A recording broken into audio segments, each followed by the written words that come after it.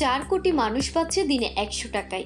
এই কথা বলেই কাঁদলেন doctor Yunus. Sorry, my words.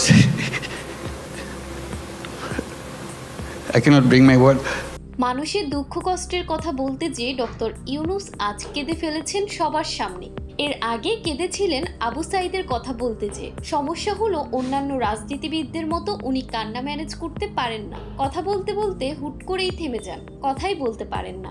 মানুষের জন্য আমাদের রাজনীতিবিদরা কখনোই কান্নাকাটি করেননি। ওনারা কান্নাকাটি করেন নিজেদের পরিবারের জন্য, মেট্রো রেল বা উন্নয়নের জন্য, বড়জোর নিজেদের দলের কর্মীদের জন্য।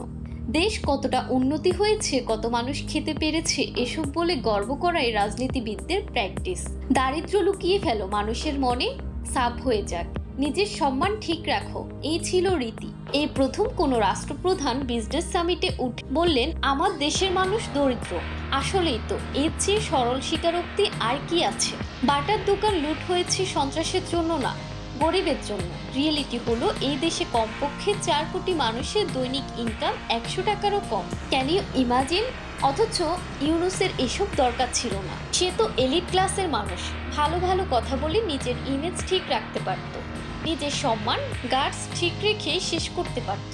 বাট উনি সেটা করলেন না। নিজের আত্মসম্মান বোধও এক প্রকার বিসর্জনই দিলেন। বোধহয় কোনো উন্নয়নের গল্প শোনাননি, মানুষ অনেক ভালো আছে টাইপের মিথ্যা বলেননি, স্বজন হারানোর বেদনা করেননি, খালি বলেছেন আমার দেশের মানুষ খুব গরিব। আমি এর আগে এই লোকটাকে কখনোই এত আন্তরিকতার সাথে বাংলাদেশ আর বাংলাদেশের মানুষগুলোকে ওন করতে দেখিনি। যুগে যুগে মানুষের দারিদ্র্য ঢেকে রাজনৈতিক নেতারা নিজেদের ইমেজ রক্ষা করতেন। এই প্রথমবারের মতো কোনো রাষ্ট্রপ্রধান নিজের মানুষের দারিদ্র্যকে ওন করে নিজের ইমেজ বিসর্জন দিলেন। জুলাই শুধু আমাদের একটা প্রজন্মকেই বদলে দেয়নি, জুলাই খুব সম্ভবত ডক্টর মোহাম্মদ ইউনূসকেও বদলে দিয়েছে অনেকখানি।